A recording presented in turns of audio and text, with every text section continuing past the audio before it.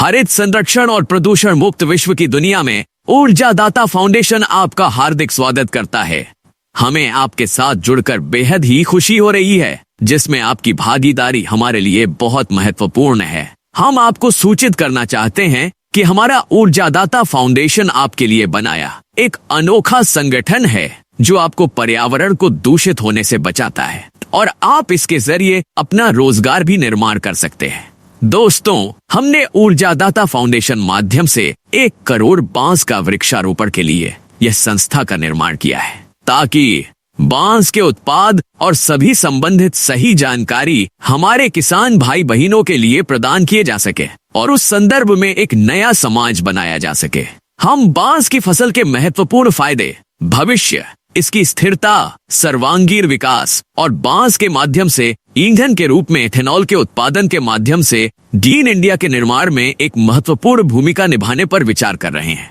हम किसानों के लिए बांस का उपयोग करके पर्यावरण के अनुकूल और लाभ, उत्पादन और इसकी क्षमता पर बहुत भरोसा है। हम ग्रामीण आबादी के जीवन की गुणवत्ता को बेहतर बनाने और धरती माता को प्रदूषण मुक्त करने में कैसे मदद कर सकते हैं, और हम दुनिया को बांस की ओर ले जाने का प्रयास कर रहे हैं। हमारे अभियान का उद्देश्य में सभी आम लोगों को जागृत करना है। हम एक नया इकोसिस्टम बनाने की योजना बना रहे हैं जो न केवल पर्यावरणीय कारणों का समर्थन कर सके, बल्कि संबंधित सभी लोगों को वित्तीय लाभ भी प्रदान कर सके।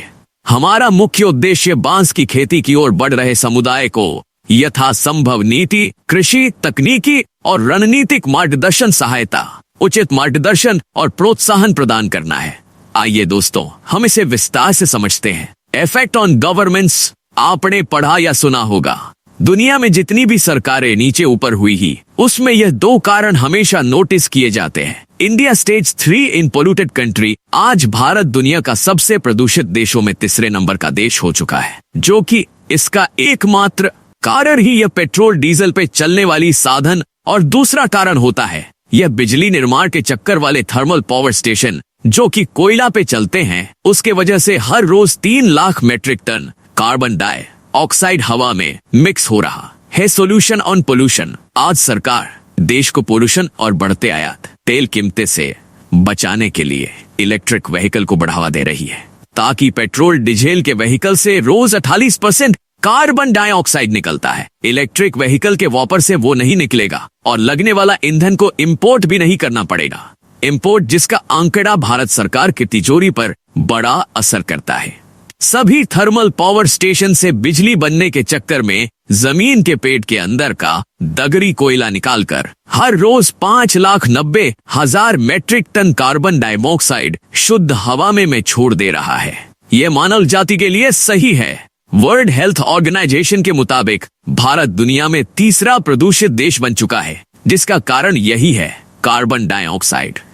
दोस्तों, अब हम जानते हैं इसके ऊपर भारत सरकार की क्या नीतियों और सरकार ने इसके ऊपर क्या कदम उठाए हैं। सबसे पहला, हमें पेट्रोल डीजल पे चलने वाले साधन को ऑल्टरनेटिव कदम उठाना पड़ेगा और जो हजारों करोड़ का बाहरी देशों से ईंधन इंपोर्ट करते हैं, उसे बांबू से एथेनॉल बना के वाहनों को चलाना पड़ेगा। क्या आप सुना है कि बांस से इथेनॉल बनाया जा सकता है? सही सुना है आपने। इसीलिए केंद्र सरकार ने बांस के संबंध में को एक व्यापक नीति 2017 से बनाना शुरू की है। श्री नरेंद्र मोदी ने 90 साल पहले का यह कानून 90 दिन में बदल कर दिखाया। मोदी साहब ने कहा कि बांस खास है और फिर घास को निजी खेती में उगाने, काटने और परिवहन के लिए अनुमति लेने की जरूरत नहीं है। उस दिन के बाद से पूरे देश में बांस पर बड़े पैमाने पर काम हो रहा है, लेकिन उतनी पब्लिक जागृति नहीं हुई जितनी अधिक मात्रा में होनी चाहिए थी। आज इतना महत्वपूर्ण कार्य हमारा ऊर्जादाता फाउंडेशन कर रहा है। 1980 से दुनिया में चीन में सबसे बड़ा काम बांस पर हो रहा है। इसलिए चीन का बांस संबंधित टर्नओवर लगभग 3,20,000 करोड़ से ज्यादा है। चीन से 40 साल बाद भारत में बांस पर काम शुरू हुआ है। कुछ दिन पहले भारत में असम में नुमालीगढ़ में 6 करोड़ लीटर इथेनॉल प्रतिवर्ष उत्पादन करने वाली 5 लाख टन बांस से इथेनॉल बनाने की रिफाइनरी का काम शुरू हो गया है। बांस से 1,400 से ज्यादा चीजें बनती है और अब कपड़े का उत्पादन शुरू हुआ है।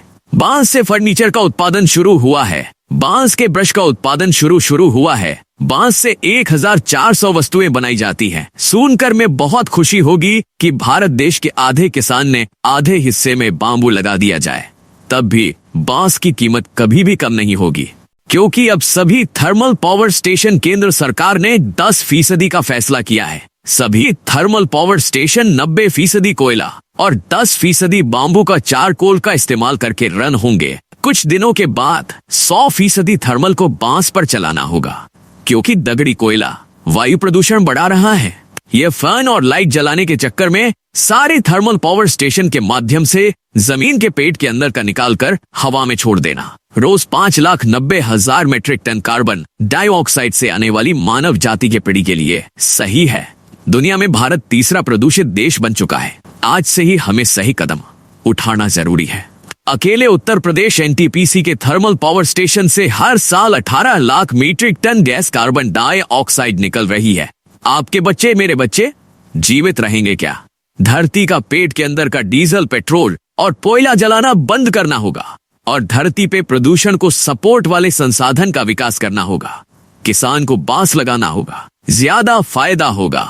बांबू जो रोज 2 फीट बढ़ता है, कैसे भी जमीन में उगता है। बांस अधिक ऑक्सीजन देता है। बांबू 30% कार्बन को खत्म कर देता है। हर एक व्यक्ति को 280 किलो ऑक्सीजन की जरूरत होती है।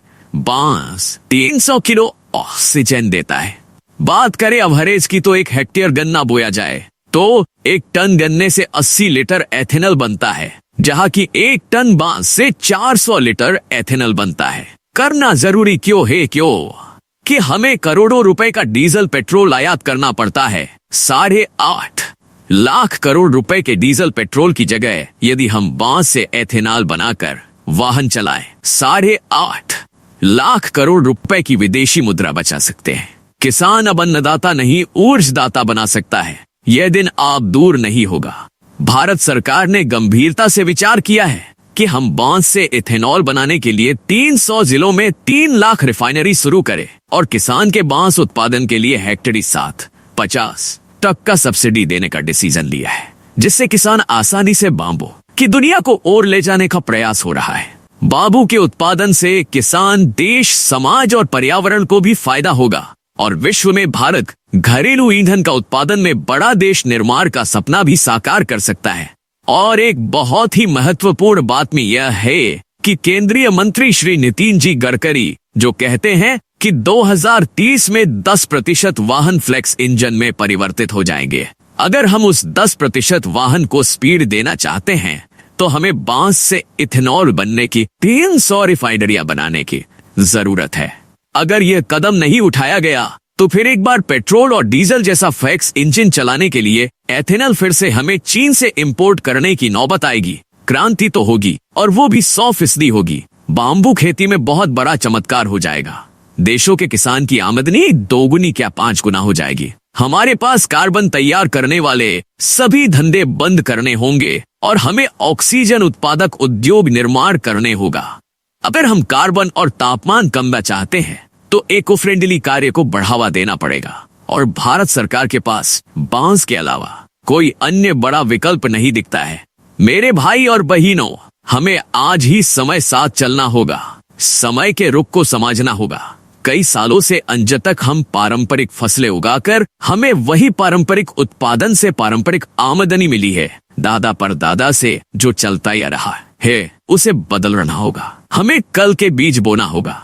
आज देश बांबू विषय में शुरुआती स्टेज में है। अगर आज आप 2 एकड़ बांस लगाना शुरू करते हो तो आने वाले 2027 से 2030 को आपके खेत से उगाया बांबू इथेनॉल के रूप में सभी वाहन साधन के कम आएगा। ऊर्जा दाता फाउंडेशन के माध्यम से आज आप एक ऐसे विषय के तरफ जाने का मौका पा रहे हो जिसे आज तक आपने केवल पढ़ा होगा, सुना होगा, देखा होगा, लेकिन आज जो जानकारी आपके सामने जिसने भी रखी वो जानकर आप भी हैरान हुए होंगे। लेकिन डरने की बात नहीं है। ऊर्जादाता फाउंडेशन और उनकी सब टीम आपके साथ है। ऊर्जादाता फाउंडेशन को आपकी जरूरत है क्योंकि ऊर्जादाता फाउंडेशन एक बड़ा मकसद लेके एक नया कार्य निर्माण करने के लिए निकल पड़ा है और वो है हम बनाएंगे हमारा ईंधन। जय जवान, जय किसान। किसान अब अन्नदाता नहीं, अब ऊर्जादाता बनेगा। आपका बहुत बहुत धन्यवाद।